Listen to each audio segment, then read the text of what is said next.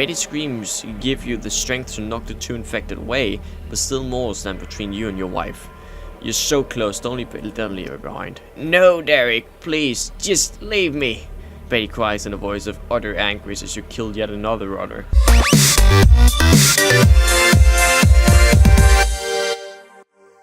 Good day and welcome. My name is OrdinaryOli and today we are going to be playing March of the Living Derek story. And I can't wait to get back into this because we are close to the lab. Or the laboratory. And I can't wait to see what we find there. So, you can see our troop here. We've added Sten. So, he's with us now.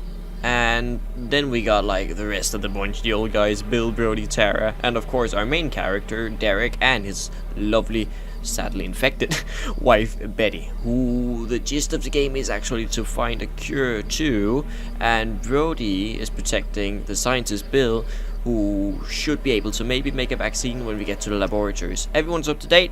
Great, let's go. Okay, so we need to walk 10 kilometers, and that's fucking fast. That took. Are you sure this is the only place where you can get the supplies you need? You ask Bill as you enter the city. Sadly, yes. This lab was working on a cure long before the outbreak.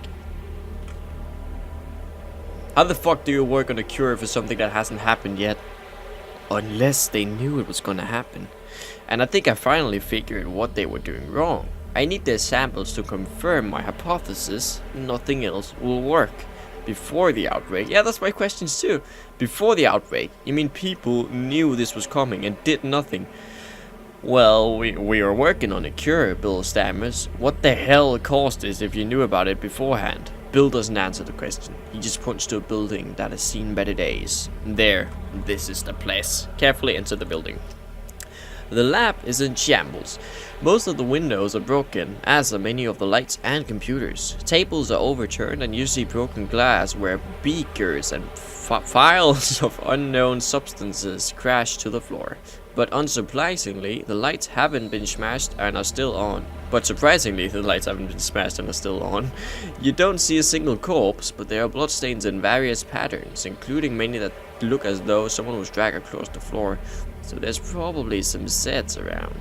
What we need is stored in a room with heightened security, so it should still be there. This lab is off the grid, thanks to some solar arrays on the roof. As long as the electricity works, the security should as well. Follow Bill. You reach the safe room, and Bill enters the security code. He glances around the room and says, "It's all here, help me pack it in." "I'm not feeling so well," Betty says to you. "Oh shit, take a break dear, we won't be long."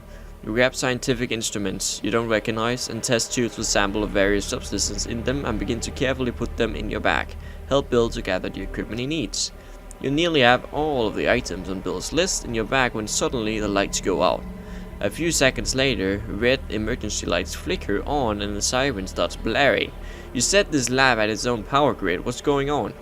I don't know, some sort of electrical failure, Bill suggests. The security system is set to trigger if the main power goes out while the safe room is being accessed. Hurry up and finish gathering the needed equipment. There, we have everything, I think, Bill says. You think? You start, but before you can inquire further, you hear a shout from outside the room. Derek!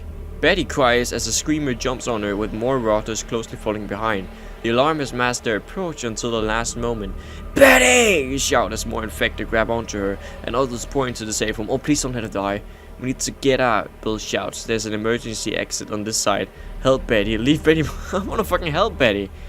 You don't even consider the option of leaving. Fuck no. Betty is worth 1,000 lives to you. As you make your way towards her, a rotter claws at your arm. Barely notice it as you shove it out of the way and smash his fucking skull. More rotters stumble into your path. Keep fighting your way to Betty. Leave Betty behind. Keep fighting. Oh, I lost 2 HP now. 2 more rotters latch onto you, but you don't even feel it as they dig into your flesh. Okay, so I'm pretty sure Derek's gonna be infected too after this. Your vision is blurry and the only sense that seems to be working is your hearing. Betty's screams give you the strength to knock the 2 infected away, but still more stand between you and your wife. You're so close, don't leave her behind. No, Derek, please, just leave me, Betty cries in a voice of utter anguish as you kill yet another otter. Through the horde, your eyes meet Betty as she shouts. She mouths, "I love you." tears streaming down her cheeks. Gather your strength and push back anything. Of course! You don't stop, you push through the crowd as razor-like claws tear at your chest, as teeth sink into your legs, as you finally stumble over to Betty. A dull pain sears through your neck. The rudder that bit you stumbles back, your body begins to go numb. Betty reaches towards you. Hold Betty's hand.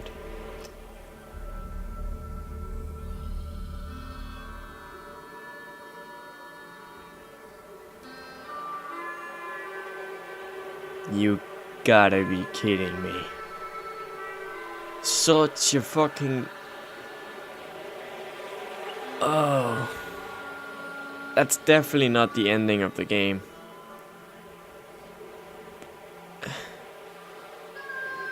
I know that there's like 4 stories in March of the Living. And to get the 4th story, you need to unlock it. And the way you need to unlock it, it says... survive or save Derek and Betty or something.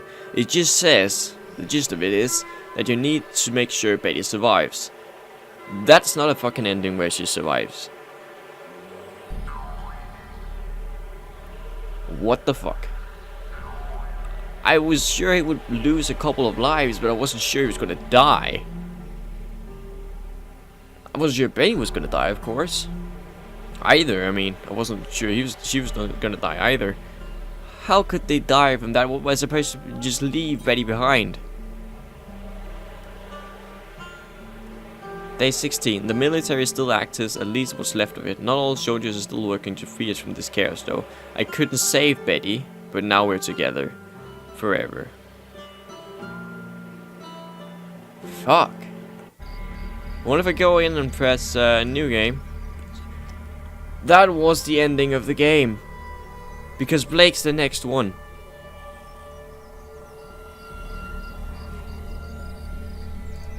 Oh my god. So there is no other way.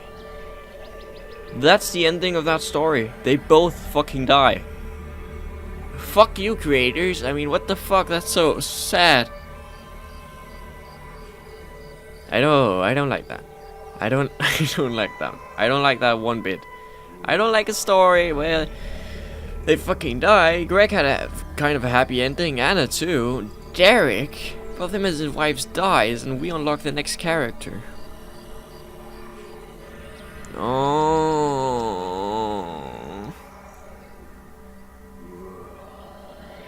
No.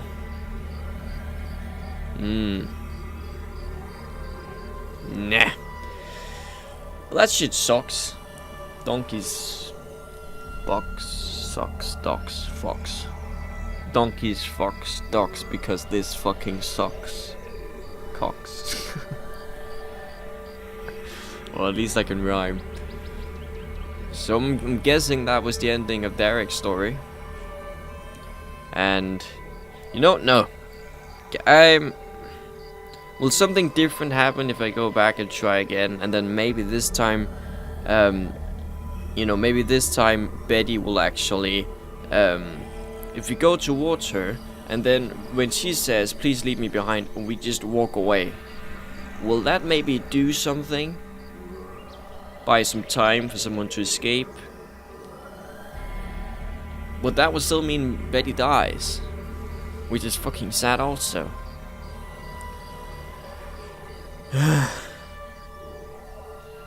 You know, I'm gonna try that, and if it doesn't work, I am gonna do Blake's story at some point, and then we'll have to just I'll just have to explain if that was even possible. And of course, if it's possible, there'll be another video of Derek's story, but otherwise then just watch out for Blake's story number 1. Yeah, I'm guessing that's the only way. And Blake looks like a fucking badass. He's an expert in everything except for shotgun. He's got endurance, and he starts out with an automatic rifle. I haven't seen that before. A combat knife. First aid kit, bandage, and flashlight. He's a fucking boss. Okay, well that was a little teaser for Blake there then. I'm afraid there wasn't much gaming in this video. Maybe there was a bit of a story telling, reading by me, yours truly, and that seemed about it. A sad story that was. But I'm hoping that you enjoyed the video anyway. It was fuck, it was really different. I wasn't really expecting this.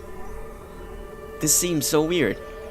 Okay, well, there's not much. There's not much anything I can really do except for just ending this video here and telling you guys if there's no other way when I try it again. This is how Derek and Betty's story ended. Hopefully the others continued on and maybe found a cure. There's no way of really saying that since there's none of their stories we can continue.